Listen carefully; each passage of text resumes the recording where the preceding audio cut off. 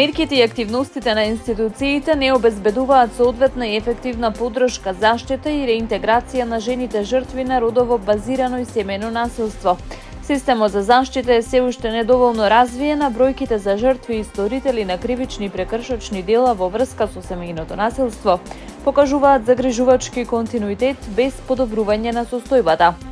Во 2023 година мажите биле 10 пати повеќе сторители на кривични дела од жените, додека жените жртви биле 4 пати повеќе од мажите. Оваа состојба укажува дека обврските од Истанбулската конвенција остануваат неисполнети, се вели во ревизијата на успешност на тема имплементација на Конвенцијата на Советот на Европа за спречување и борба против насилството врз жените и домашното насилство, со посебен усврт на превземените мерки и активности од надлежните институции за обезбедување на ефективни специјализирани услуги за поддршка и заштита на жените жртви на родово базирано насилство и семејно насилство. Како што соопштија денеска од Државниот завод за ревизија, врз основа на добиените податоци и извршените анализи, со ревизијата стекнато било разумно уверување дека мерките и активностите не се доволно ефективни за превенција, поддршка, заштита и целосна реинтеграција на жените жртви на родово базирано и семејно насилство. Ревизијата покажала дека програмата за реинтеграција на жртвите донесена од Министерот за социјална политика, демографија и млади е општа, нема утврдено период за кој се однесува, ниту има утврдени јасни цели со мерливи индикатори кои треба да се остварат. Според податоците на МВР во периодот од 2018 до 2023 година се извршени 6242 кривични дела, поврзани со семејно насилство, од кои 61% се за телесна повреда, а 35% за загрозување на сигурноста. Регистрирани се 6423 сторители, од кои 91% се мажи, 6663 жртви, од кои 79% се жени. Во истиот период се евидентирани и 2347 прекршоци, со речиси еднаков број на жени и мажи жртви. Денес и утре во раните утрински часови ќе се изврши авионска дезинсекција на подрачјето на градот Скопје против возрастни форми на комарци, информираат од град Скопје.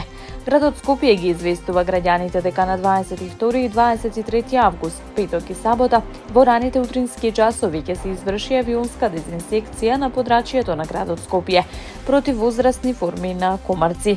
Доколку временските услови не го дозволуваат вршењето на дезинсекцијата, ќе се прска првиот нареден ден кога ќе бидат поволни временските услови. Во истиот термин стои во соопштенијето.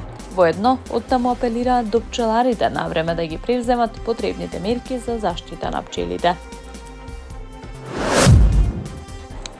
Израелските одбранбени сили потврдија дека започнале со првични операции кои се дел од долгорочно планираната копнена офанзива за превземање на градот Газа.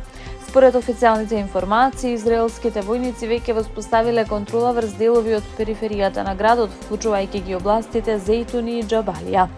Портпаролот на армијата изјави дека акциите представуваат подготвителна фаза за целосно освојување на градот. План кој вчера го одобри министерот за одбрана Израел Кац, а оваа недела треба да биде представен и пред безбедносниот кабинет на израелската влада. За оваа операција во септември беа мобилизирани околу 60.000 резервисти за да го поддржат активниот воен персонал. Од друга страна, Хамас го обвини Израел дека намерно го блокира постигнувањето договор за прекин на огнот со цел да продолжи, како што велат, брутална војна против цивилното население. Планот на Израел предизвика осуда и кај неговите сојузници. Францускиот претседател Емануел Макрон предупреди дека ваквиот потек може да доведе до катастрофални последици за двете страни и да ја вовлече целата регија во нов циклус на војување. Меѓународниот комитет на Црвениот крст соопшти дека новите раселувања и заселувањето на борбите ќе ја влошат веќе тешката хуманитарна состојба на 2,1 милион жители на појасот Газа. Ураганот Ерин го погоди брегот на Северна Каролина со силни ветрови и бранови кои поплавија дел од голем автопат и ги загрозија куќите на плажа. Прогнозерите предвидуваат дека бурата денеска ќе го достигне врвот со можност повторно да се зајакне до голема категорија 3 или повисока. Сепак, според прогнозерите, не треба директно да удри на копно, туку да се сврти кон отвореното море. Националниот центар за урагани соопшти дека се очекуваат услови за тропска бура во делови од Северна Каролина и Вирџинија. Предупредување за немирно море е издадено на Бермудите до утре, додека Њу Јорк, Њу Џерси, Мериленд и Делавер привремено забранија пливање на плажите поради опасни струи и бранови. Во близина на Масачусетс, островот Нантакет може да биде погоден од бранови високи до 3 метри. Властите предупредуваат дека плимата и осеката ќе ги отсечат селата и ќе ги загрозат куќите по должината на брегот. Иако властите наредија евакуации во Хатерас и Окракок, многу жители одлучија да останат.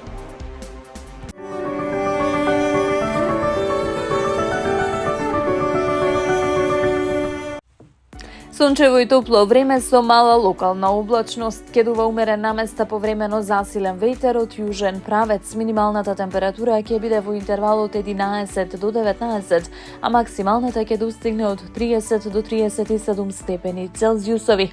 Во Скопје сончево време со мала до умерена облачност, ќе дува слаб до умерен ветер од југозападен правец. Минималната температура ќе се спушти до 17, а максималната ќе достигне до 36 степени Целзиусови. Според најавите од Управата за хидрометролошки работи, денес и в сабота во западните и северните делови има услови за повремен локален дожд и појава на ретки грмежи. Денес ќе дува засилен повремено силен ветер од западен и југозападен правец, а за време на викендот ветрот ќе го смени правецот во северен со умерен долж по Вардарието, повремено со засилен интензитет. Температурите ќе бидат во опаѓање.